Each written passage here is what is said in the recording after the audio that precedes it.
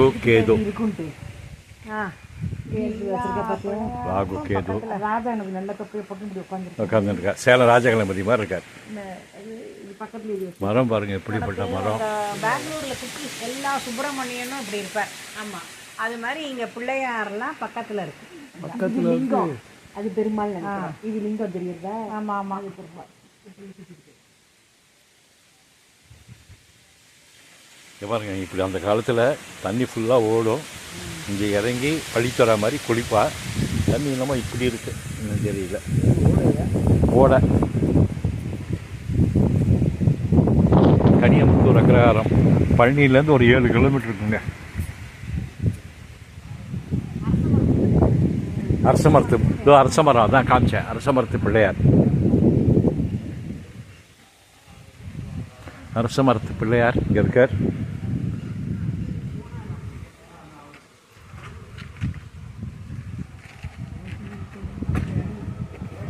இதாங்க கோவில் பெருமாள்.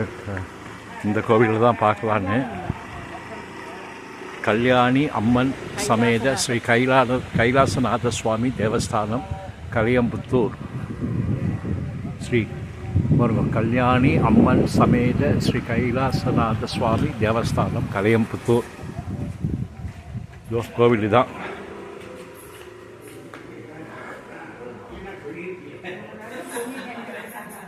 திருக்கோவில் அழகாக பாருங்கள். கல்யாணி அம்மன் இருக்கா அப்படி.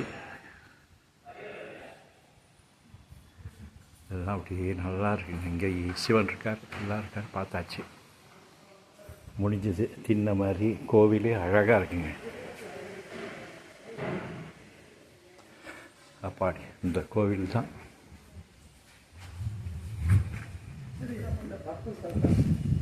கோவிலை பார்த்தாச்சு. இது அங்கே வெயிட்டிங்க. ஸ்ரீ கல்யாணி அம்மன் சமேத ஸ்ரீ கைலாசநாத சுவாமி தேவஸ்தானம் கலியம்புத்தூர். இதாங்க முடிஞ்சிருக்குங்க. பழனிமலை தரிசனம். பழனிமலை தரிசனம் கலியம்புத்தூர்லேருந்தே பார்த்துக்கலாம்.